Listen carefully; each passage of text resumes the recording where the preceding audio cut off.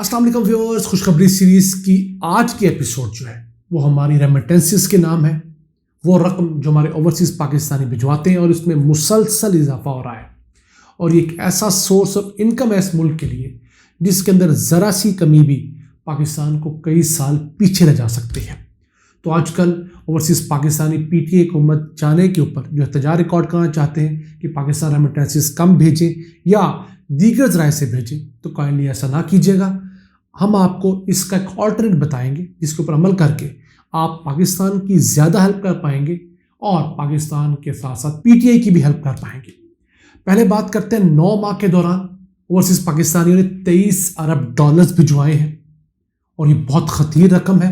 गुज़िश्ता साल की निस्बत 7% ज़्यादा इजाफा रिकॉर्ड किया गया है। गुज़िश्ता साल 21 अरब 40 करोड़ डॉलर्स भिजवाए गए थे। उस हिसाब से अगर हम देखें तो 1 अरब 60 करोड़ डॉलर्स सिर्फ 9 माह में ओवरसीज़ पाकिस्तानियों ने ज़्यादा भिजवाए हैं। अब अगर इसका मुआवजा नून लीग के आखिरी साल से करें जो उनका ट्रेडमार्क ईयर है सन 2017-18, तो उसके जो इब्तदाई 9 माह थे उसके अंदर 14 अरब 80 करोड़ डॉलर्स पाकिस्तान भिजवाए गए थे। उसकी निस्बत इस साल 55% इजाफा है। कितना? 55%। और अगर डॉलर टर्म्स में बात करें तो 8.2 अरब डॉलर्स सिर्फ 9 माह में ज़्यादा भिजवाए हैं। अब देखिए कि पीटीआई ने रेमिटेंसेस बढ़ाने के ऊपर कितना तेज़ी से काम किया है। ये वाकई इनका बहुत बड़ा एक बेंचमार्क था। अब हम अगर बताएं आपको कि पीटीआई ने अपने 4 साल में कितने पैसे बढ़ाए और नून लीग ने अपने 5 साल में कितने बढ़ाए, तो वो कुछ है। नून लीग ने अपने 5 सालों के दौरान जो टोटल रेमिटेंसेस में इजाफा किया वो कुछ यूँ है। सन 2014 का जो फिस्कल ईयर था उसके अंदर 15.8 अरब डॉलर्स आए थे और 2018 के फिस्कल ईयर में ये 19.9 अरब डॉलर्स थे। यानी कुल मिलाकर तकरीबन 4 अरब डॉलर्स का इजाफा टोटल 5 सालों में नून लीग कर पाई। जबकि पीटीआई सन 2019 के फिस्कल ईयर में आई तो 21.7 अरब डॉलर्स की हमारी रेमिटेंसेस थी, जिनको इसने इस साल अब तक 9 माह में जो है वो 23 अरब तक किया है। तो उम्मीद है इस साल जब हम क्लोज करेंगे तो 32 अरब डॉलर्स हो जाएंगी। तो इजाफा कितना है? 10 अरब डॉलर्स का, तो थोड़ा इजाफा नहीं है। 5 साल में 4 अरब डॉलर का इजाफा और यहाँ 4 सालों में 10 अरब डॉलर्स का इजाफा। वो ऐसे नहीं हो गया। पीटीआई हुकूमत ने ओवरसीज़ पाकिस्तानियों को फैसिलिटेट किया, उनको इंसेंटिवाइज किया, तभी उन्होंने ज़्यादा रेमिटेंसेस भेजे और इसलिए आज ओवरसीज़ पाकिस्तानी हर जगह पीटीआई के हक में एहतजाज करते हुए नज़र आ रहे हैं कि उनकी हुकूमत को अमेरिका के कहने के ऊपर जो है ख़त्म किया गया है और फिर एक इम्पोर्टेड हुकूमत यहाँ पर नाफिज की गई है। और इसके साथ साथ एक और चीज़ हुई कि मार्च के महीने में पाकिस्तान में जो रेमिटेंसेस आई वो थी 2 अरब 80 करोड़ डॉलर्स और ये पाकिस्तानी तारीख के अंदर हाईएस्ट रेमिटेंसेस हैं। पाकिस्तानी तारीख में कभी एक माह के अंदर रेमिटेंसेस नहीं आई और 22 माह मुसलसल ऐसे हैं गुज़िश्ता जिसके अंदर पाकिस्तान में 2 अरब डॉलर से ज़्यादा रेमिटेंसेस आ रही हैं। जबकि नून लीग के 5 सालों के अंदर वाहिद एक माह ऐसा था जब पाकिस्तान में 2 अरब डॉलर से ज़्यादा रेमिटेंसेस आई थी और वो था जून सन 2016। जो थी नून लीग वो हमारी रेमिटेंसेस को कैच नहीं कर पाई, उस तरह यूटिलाइज नहीं कर पाई। अभी पाकिस्तान के पास 3 अहम महीने रहते हैं, अप्रैल, मई और जून। वो किस लिए कि अभी रमज़ान की रेमिटेंसेस आना बाकी हैं, आ रही होंगी, वो कंपाइल होंगी, फिर ईद और इसके बाद बड़ी ईद के ऊपर जाकर कुर्बानी से पहले जो लोग पैसे भेजते हैं पाकिस्तान, उसकी जब अमाउंट आती है ये बड़ी अमाउंट आती है। तो उम्मीद पहले ये थी कि पीटीआई अगर इक़्तिदार में होती तो इन माह के अंदर 3 अरब डॉलर्स या कम से कम 1-2 माह कम से कम 3 अरब डॉलर्स आने की तवक्को थी। अब जो गुस्सा है हमारे ओवरसीज़ पाकिस्तानियों का, उससे मुझे लग रहा है कि वो कुछ कर जाएंगे। लेकिन मेरी दरख्वास्त ओवरसीज़ पाकिस्तानी से ये होगी कि जो भी हुआ आप इस गुस्से में मुल्क का नुकसान ना पहुँचाएं। क्यों? आप पैसे लीगल चैनल से बैंक्स के ज़रिए या मनी एक्सचेंज कंपनीज के ज़रिए भेजिए।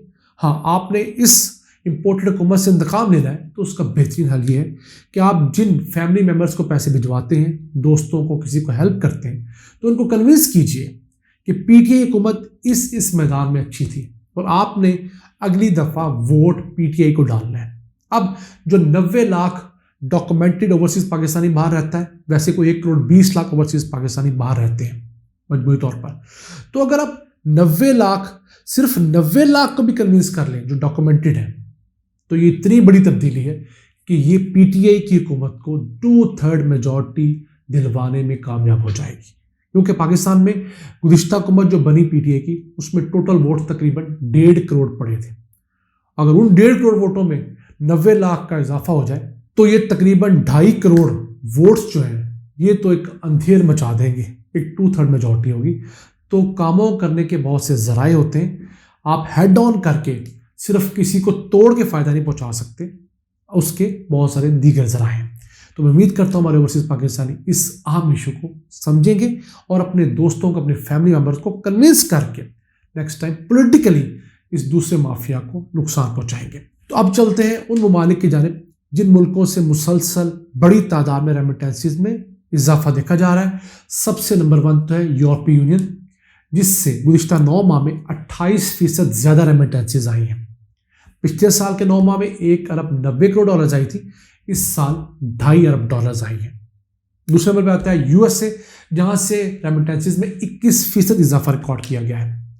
पिछले साल $1.80 आए थे, इस साल अब तक $2.20 आ चुके हैं।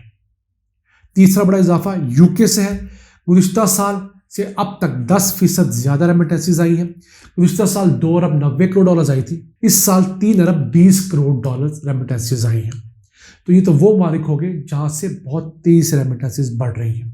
इसके अलावा जिन ममालिक का बड़ा शेयर है, सबसे बड़ा तो है सऊदी अरब, जहाँ से $5.80 आए हैं, और दूसरे नंबर पे है यूएई, जहाँ से $4.20 पाकिस्तान को मौसूल हो चुके हैं। तो नाज़रीन, ये वो एक तरक्की का सफ़र था। अगर पाकिस्तान के साथ साथ दुनिया भर में तेल, कुकिंग ऑयल वगैरह महंगा ना होता तो रवां साल पाकिस्तान में महंगाई आधी रह जानी थी, क्योंकि हमारे पास ज़रूरत के मुताबिक तकरीबन डॉलर्स थे। हमारा जो खसारा था वो निस्फ से भी कम होना था। अब प्रॉब्लम क्या हुई, जो नून लीग का दौर था उससे इस दफ़ा तेल की कीमतें 2.5 गुना ज़्यादा हो गई हैं, खाने वाला भी और दूसरा जो हमारा डीजल पेट्रोल है।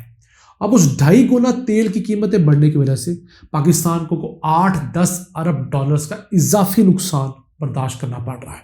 अगर वो कीमतें कम रहती तो इन रेमिटेंसेस के आने की वजह से पाकिस्तानी रुपया को 140-150 पे जाके रुक जाना था, इससे नहीं बढ़ना। तो हमारे पास डॉलर ज़्यादा होने थे, इसी के साथ हमारी एक्सपोर्ट्स भी बढ़ रही हैं। हम उस पर वीडियोस बना चुके हैं, डिस्क्रिप्शन में इस शो के आखिर में भी उसका लिंक पोस्टेड है, तो आप देख सकते हैं कि कभी कभी जो नागहानी आफत होती है, आपके मेरे घर में जब बीमारी आती है खुदा न खास्ता, तो हमारे बजट ख़राब हो जाते हैं। इसी तरह दुनिया भर में ये कोरोना की वबा आई तो पाकिस्तान समेत दुनिया की तमाम मईशतों के बजट ख़राब हो गए हैं। सारी दुनिया ने लोनिंग की है, ली है। तो उस सिलसिले में पाकिस्तान फिर भी बहुत बेहतर रहा, अल्लाह का शुक्र है। हम लोगों ने कोरोना को बहुत हद तक शिकस्त दी है। हम अल्लाह से दुआ गो है कि जो सियासी अफरा तफरी है इसको सेटल करे, अगले 4-6 महीने में इलेक्शंस हों और अच्छी हुकूमत बने, यहाँ पर ताकतवर हुकूमत बने जो कि पाकिस्तान का सोचे, एक्सपोर्ट्स बढ़ाने का सोचे, इंपोर्ट्स कम करने का सोचे, रोज़गार बढ़ाने के मौके पैदा करें। इन अल्फाज के साथ अपने मेज़बान अब्दुल रहमान को इजाज़त दीजिए। अल्लाह के बाद।